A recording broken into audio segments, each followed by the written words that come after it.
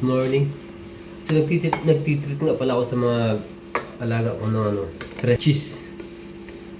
Organic po to guys. So cut. Medyo kaya ako guys pinapakulan to kasi ito is salty, maalat siya. So kailangan natin medyo matanggal yung alat niya.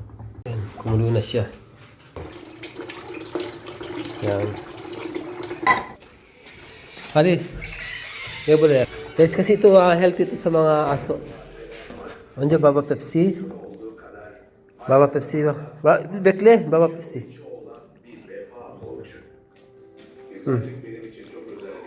Frapi, देखिए bekle.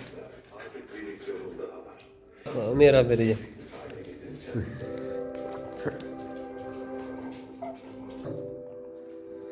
Alex gel buraya gel kızım. Sıcak değil o.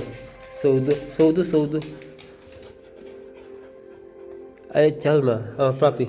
Prapi daha yemedi. Yedi mi Prapi? Yedi. O Pepsi. Az kaldı. Az kaldı. 2 tane parça kaldı.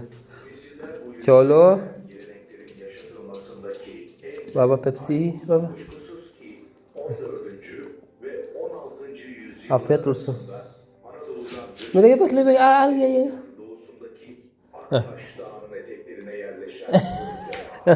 Hayır kız ya oğlum. Prenses Mira vereceğiz. Prenses Mira. Prenses Mira.